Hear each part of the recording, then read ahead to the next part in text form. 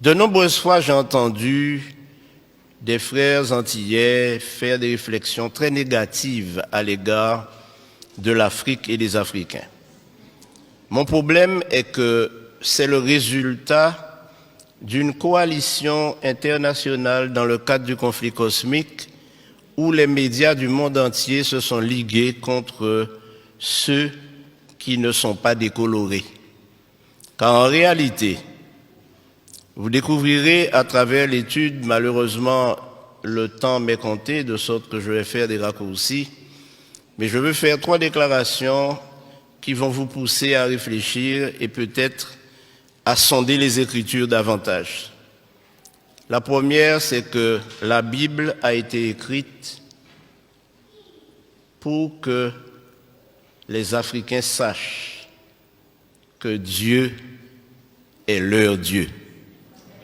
La deuxième chose que je vais dire, c'est que le peuple d'Israël est un peuple noir. Et la troisième chose que je dirai, c'est que nous, Antillais, descendants d'esclaves, il y a probablement parmi nous des descendants des tribus d'Israël.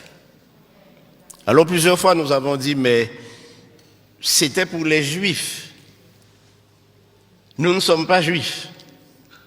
Nous ne sommes pas Israélites. Je fais la différence entre Israélites et Israéliens. Et qui sommes-nous? Et volontiers, nous nous décrivons comme des païens ou des païens convertis. Mais attention. Pour répondre à toutes les questions que j'ai soulevées, et ne m'en veuillez pas, il faut commencer par répondre à une première question. Où Dieu a-t-il planté le jardin d'Éden? Alors certains me diront toutes sortes de lieux géographiques.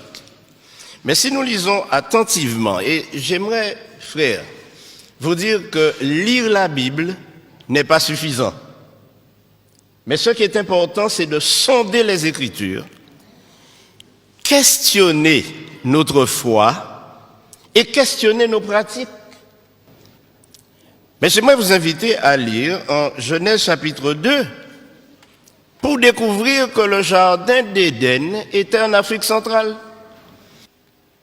Je pourrais m'arrêter là et vous laisser partir frustré. Et probablement vous posant des questions en vous disant, mais ce pasteur qu'on a invité aujourd'hui, d'où vient-il? Qui est-il? Quel étrange personnage.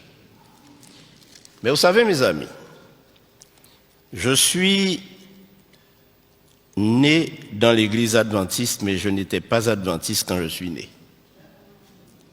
J'ai grandi dans cette église et année après année, j'ai répété ce que dit mon église concernant la parole de Dieu.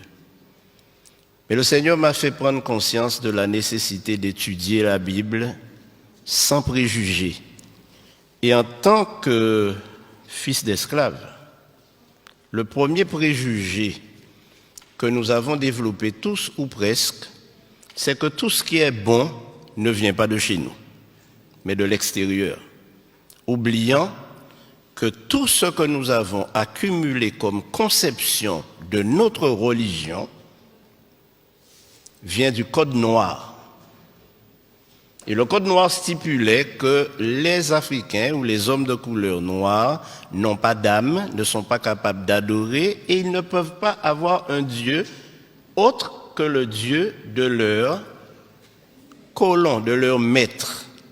Donc, les hommes de couleur noire ne peuvent pas avoir un Dieu autrement que blanc. Et voilà ce que nous avons cultivé.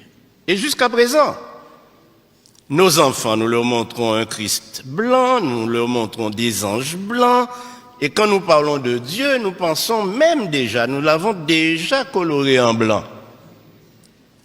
Mais mes amis, la Bible m'enseigne autre chose, tout à fait autre chose. Et quand je lis la répartition des nations sur terre, je me rends compte que nous sommes tous cousins et cousines. Car nous sommes tous mon cher Max, des descendants de Noé. Tous descendants de Noé, à travers ses fils. Or, le seul fils de Noé qui était un albinos, donc blanc, c'était Japhet. Mais Sem et Cam, ou Ham, puisque Cam c'est francisé, étaient noirs. Les Sémites sont des noirs. Les descendants de Sem sont des noirs. Et les descendants de Cam sont des noirs. Et c'est la Bible qui le prouve. Dans la généalogie de Jésus, il y a plusieurs Cananéens. Plusieurs femmes cananéennes ont enfanté avec des Sémites ou des Couchites. Vous savez, quand nous lisons la Bible, frères et sœurs, nous ne la sondons pas. Lorsque nous arrivons sur les généalogies, sur le livre des Chroniques, nous passons au chapitre suivant, ou au livre suivant. Mais lorsque nous lisons les généalogies et les chroniques, alors la Bible nous parle différemment et résonne dans notre esprit maintenant qu'il s'agit de nous-mêmes. Frères et sœurs, notre religion n'aura aucun sens si nous nous mettons à imaginer notre religion à travers la religion des autres. Dieu ne nous a pas été prêté par les Blancs, puisque Dieu est le Dieu des Noirs. Nous ne pouvons pas prétendre suivre une religion que nous avons reçue de ceux qui nous ont évangélisés. D'ailleurs, ceux qui nous ont évangélisés, ils ont commencé par nous tuer lorsque nous n'acceptions pas leur religion. Et j'aimerais vous dire que lorsque les esclaves ont été déportés de l'Afrique aux Antilles, en Amérique et dans les colonies, ils avaient une spiritualité. Ils adoraient Dieu. Ils le connaissaient. Et ce que le Code noir a fait, c'est de leur enlever ce Dieu qu'ils adoraient déjà pour le remplacer par un Dieu inconnu. Je crois que nous devons revenir à la parole de Dieu. Alors, mes amis, Abraham était un noir qui vivait dans un pays noir avec une femme noire, Sarah. Mais la question est, quelle est la couleur de Jésus? Qui ne s'est pas posé cette question? Une autre question pourrait être, mais quelle est la couleur de Dieu lui-même? Bon, je vous dirai, la couleur de Dieu, pour mettre tout le monde d'accord, c'est arc-en-ciel. Parce que la Bible nous dit que personne ne l'a jamais vu, mais lorsqu'on regarde son trône, le trône est entouré d'un arc-en-ciel. Donc on va dire que la couleur de Dieu, c'est arc-en-ciel. Mais j'aimerais vous dire, mes amis, que les choses ne sont pas aussi faciles. Dans le Nouveau Testament, nous trouvons plusieurs Africains. L'eunuque, par exemple, il était de quelle nationalité? Il était éthiopien. Donc il venait du pays de Couche.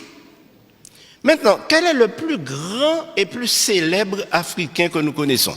Le plus grand et plus célèbre, plus fameux Africain que je connaisse, c'est Moïse, né en Égypte. Il est né en Égypte. C'est un Africain, Moïse. Un Africain noir. Beaucoup de personnes s'imaginent Moïse à travers le film de Cécile B. DeMille, un vieux blanc, à tête blonde, à cheveux blancs et barbe blanche. Non! Et la raison est simple, mes amis. Moïse a été élevé à la cour de Pharaon pour succéder au Pharaon. Or, nous savons aujourd'hui, et le monde scientifique, les historiens, les théologiens savent que les Égyptiens étaient des Noirs et les pharaons étaient noirs.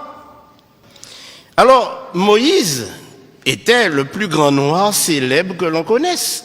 Et ceci a été prouvé par le plus grand savant du XXe siècle africain, qui s'appelle Cheikh Anta Diop et qui a déterminé par ses études et prouvé au monde scientifique que la civilisation égyptienne et noire est la première civilisation du monde. Et aujourd'hui, quand nous parlons, nous disons que l'Afrique est le berceau de l'humanité, n'est-ce pas?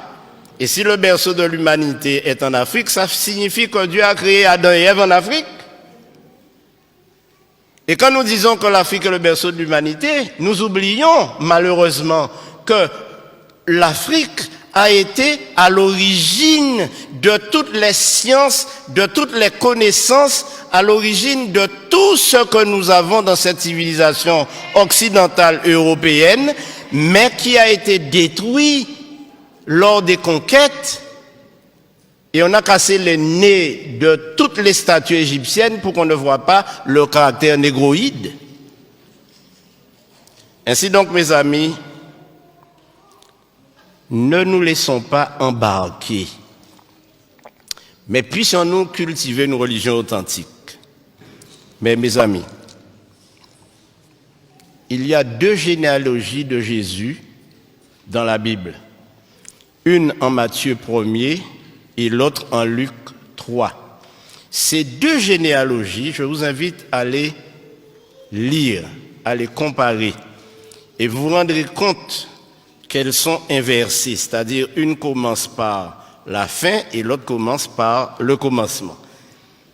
Mais pourquoi ces 2 généalogies ont été données? La première, c'est que la généalogie en Matthieu prouve que Marie est bien la mère biologique de Jésus et elle était noire. À la question, mais quelle est la couleur de Jésus? Alors, si je vous dis que je ne sais pas, vous ne me croirez pas, après tout ce que j'ai dit. Mais ce que j'ai découvert en étudiant les généalogies, c'est que toute l'ascendance de Jésus, depuis Abraham,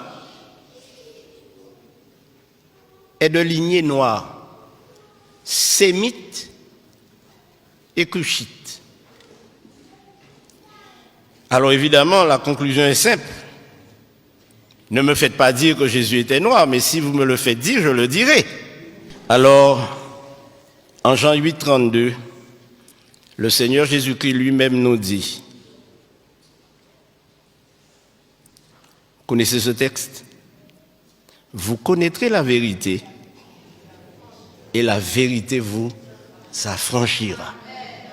Ce dont nous avons besoin aujourd'hui, frères et sœurs, c'est d'être affranchis de tous les concepts, de toutes les idées, de toutes les philosophies que nous entendons dans les sermons, que nous entendons dans les études, que nous entendons des gens afficher et affirmer.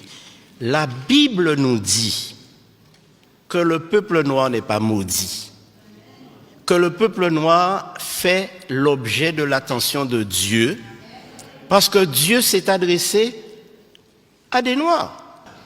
Donc, ce qu'il faut retenir, c'est que tous ces concepts que nous avons développés et qui font de nous des personnes complètement complexées, lorsque nous sommes dans un milieu où nous ne retrouvons pas les couleurs auxquelles nous sommes habitués, nous sommes complexés, nous avons l'impression d'être inférieurs. Nous ne sommes pas inférieurs devant Dieu.